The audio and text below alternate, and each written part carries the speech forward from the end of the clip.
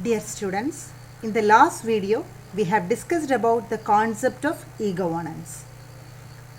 E-governance is the complete transformation of process of governance using the implementation of ICT. So today we are dealing with the topic models of e-governance. There are mainly 5 important models of e-governance, namely broadcasting model, critical flow model, comparative analysis model, mobilization and lobbying model, and interactive service model. Let us start with the first model, that is broadcasting, otherwise known as wider dissemination model. In this model, the information is broadcast to wider public domain using ICT. It allows citizens to form an opinion about the government. This raises awareness about governance process and government services that are available to public. Thereby, citizens become empowered, and empowered citizens or informed citizens can influence governance process. Okay, so broadcasting or wider dissemination model. In this model, information is broadcasting from public domain to wider public domain. Application of this model is putting government laws and legislations online, or making available the names and contact address of government officials online. These are the applications of broadcasting model. Next one, critical flow model.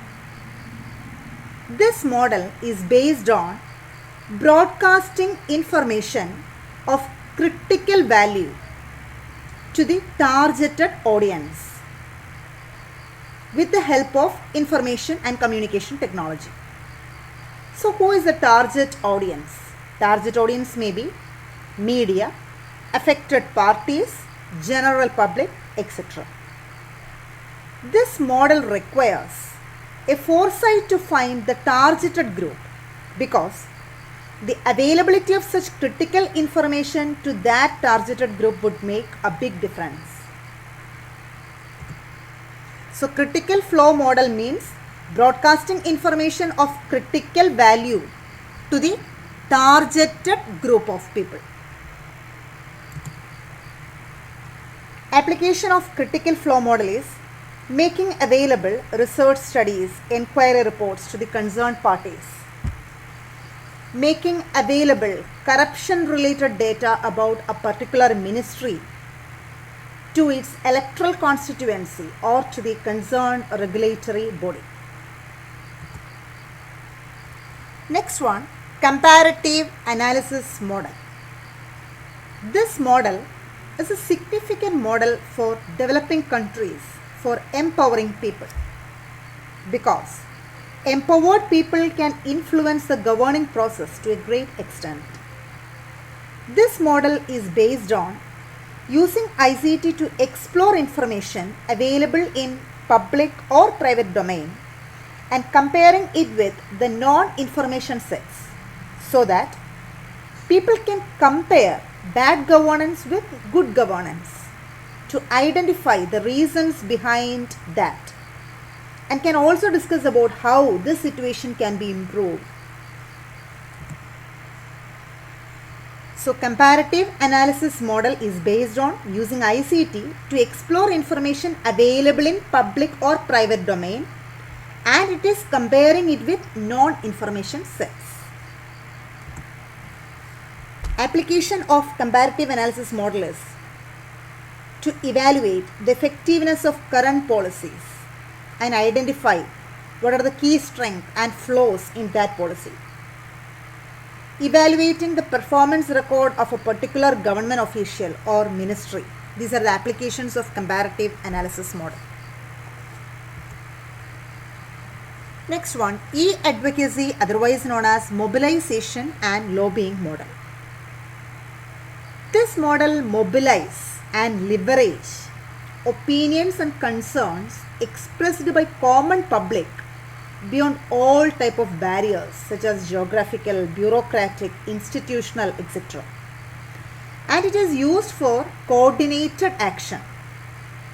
The strength of this model is it accumulates or mobilizes opinions, ideas or expertise of virtual community through virtual networking. That is why it's known as mobilizing or lobbying model. This model helps the public to impact on global decision making by forming virtual communities which share similar values and concerns for a particular action.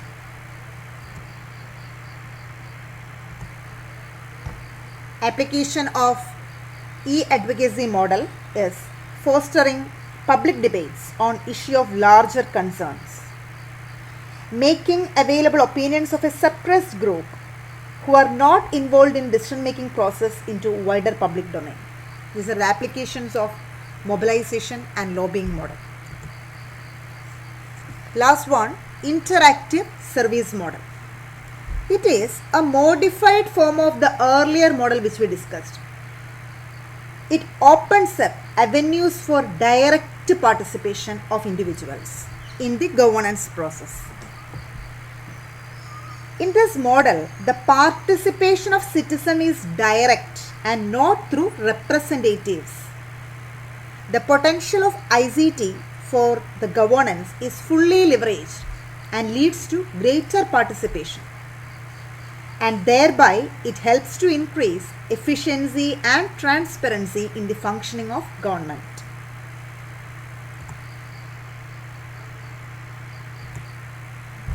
Applications of interactive service model is conducting electronic ballots for election of government officials, establishing interactive communication channel with policy makers such as video conferencing and online dialoguing, etc. So in interactive service model, the participation of citizen is direct and not through representatives.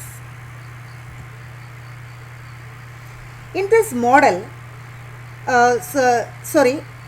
these models of e-governance, actually it is used for designing various e-government initiatives depending on local situations and governance activities to be performed. Hope that you understood today's session. Thank you.